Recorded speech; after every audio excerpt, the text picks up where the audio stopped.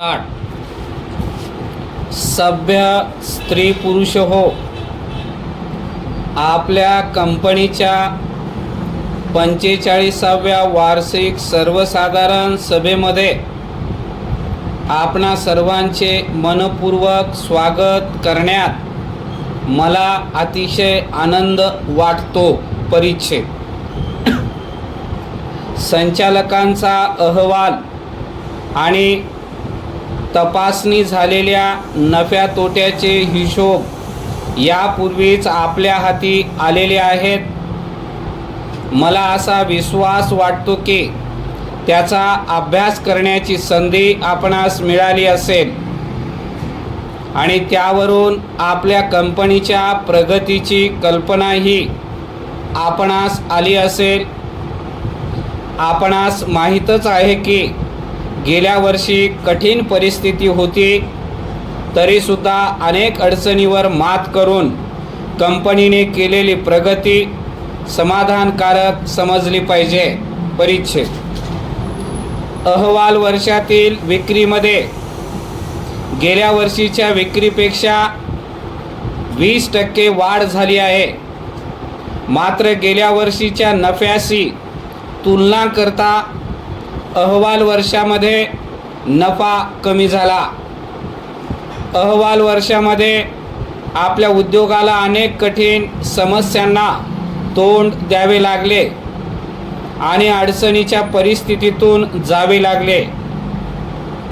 उत्पादन आणि विक्री यांचे प्रमाण प्रशंसनीय राहिले, तरी मुख्यतः कच्च्या मालाच्या भडकत्या किमती आणि इतर खर्चामधील भरमसाठ वाढ या दोन कारणांनी नफ्यावर खूपच मोठा ताण पडला. उत्पादनाचा मोठ्या प्रमाणातील हिस्सा वित्तपुरवठ्यासाठी खर्ची टाकावा लागला. याखेरीज या वर्षामध्ये राहणी खर्चाच्या निर्देशांकामध्येही बरीच वाढ झाल्यामुळे वेतन विषयक खर्चही मोठ्या प्रमाणात वाढला. आपल्या उद्योगातील स्पर्धा अधिक तीव्र होत गेल्याने व बाजारात मंदी असल्याने या वाढीचा प्रतिकूल परिणाम आपल्या उद्योगाच्या प्रगतीवर होणार नाही अशी काही उपाययोजना करणे बिलकुल शक्य नव्हते. दुसरीकडे आपल्या प्रगतीचे प्रमाण वाढवण्यासाठी, निदान ते कायम राखण्यासाठी आपल्या उत्पादनांना आवश्यक ती चालना देण्याच्या दृष्टीने अधिक जाहिरात खर्च करण्याची व उत्तेजन अनुदान देण्याची गरज भासली. इतके सर्व असूनही कंपनीच्या प्रगतीमध्ये वाढ व्हावी यासाठी आम्ही सतत प्रयत्न करीत आहोत. आपल्या कंपनीचा चालू वर्षाच्या पहिल्या 5 महिन्यामधील कामगिरी ही गेल्या वर्षाच्या त्याच मुदतीमधील कामगिरीपेक्षा पुष्कळच चांगली झालेली आहे.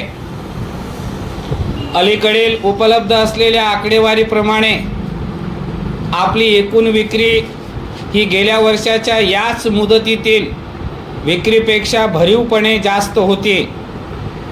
शक्य असेल त्या ठिकाणी काटकसर करण्याच्या दृष्टीने नुकत्याच अनेक उपाययोजना करण्यात आल्या आहेत आणि त्यावरून असे वाटते की चालू वर्षामध्ये आपण समाधानकारक विक्रीची व नफ्याची अपेक्षा करू शकतो.